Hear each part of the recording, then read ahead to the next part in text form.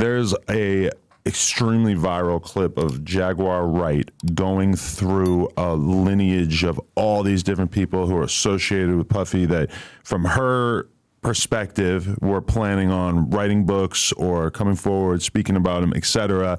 I actually just watched an extremely good video by my friend Swamp Stories about this, and he did a little bit of fact checking on some of the deaths that she's basically claiming to be associated with Diddy. And there's some stuff that seems a little bit off base, but the overall theme, it does seem pretty out of the ordinary. Would you say that when you see that clip of Jaguar Wright saying that? Which part? She said a lot. Just saying, well, the primary clip of her just sort of listing off all these different people who in his orbit who passed away seemingly of mysterious causes. What are the emotions that you feel when you see that? And is that part of why you've been keeping such a low profile and why you're living in this sort of state of fear?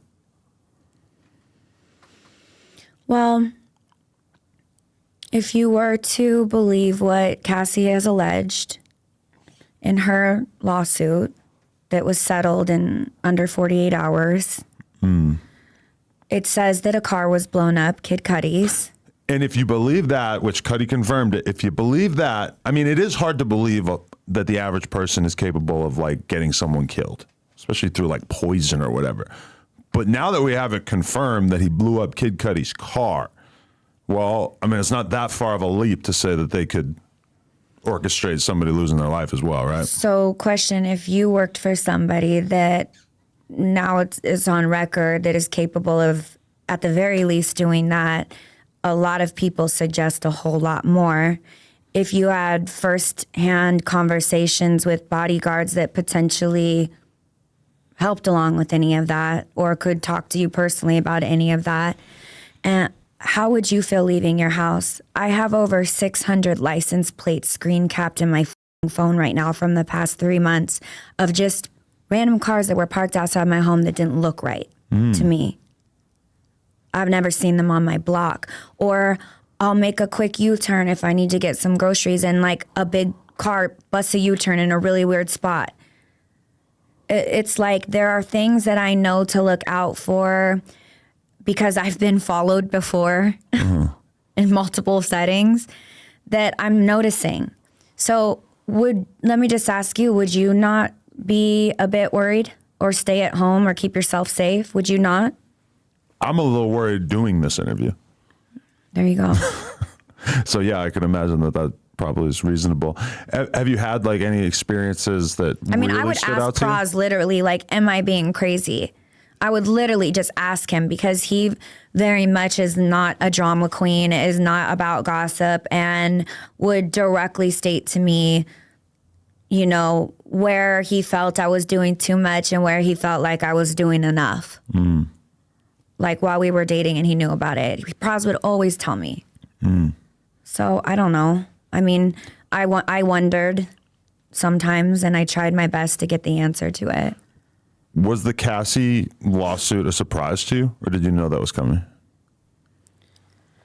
I knew something was coming because it was too much of a stretch for me to believe that. I knew something was coming when I was given the publishing deal. I knew after my attorney looked into it and saw that we weren't really getting our publishing back from back when we actually sold as many records as we did, which would financially change all of our lives. And we did write on songs, and so we would get a nice chunk of money. I saw all the headlines about Diddy's being benevolent and giving all of his blessed artists their publishing back because it's, you know, notoriously known throughout time that he screws his artists over, allegedly. So when that came to me and then my attorney confirmed, it's not really him, it's Sony, and now they own your catalog, and now they are giving you the rights to whatever it's made in this small period of time. And in the streaming age, when you have to stream something 1 million times to make a cent, what good does that even do me, right? And then it came along with a silencer, basically, in so many words. It came along with a very long, drawn out, you can never speak of all of these things and people ever again. And these people, the people that they've ever worked with, and anyone that they've ever worked with, who's worked with. I mean, it went on for generations. It basically would cover everyone in the music industry. Right. So I knew at that point, he's not being benevolent. He's covering his ass for something. And that's when I wrote my band and I told them, please do not sign this. Something bad is going to happen. Or the only other thought I had was he's promoting an album. The thought that I didn't have at the time that I kind of have now is, was the album also an additional distraction?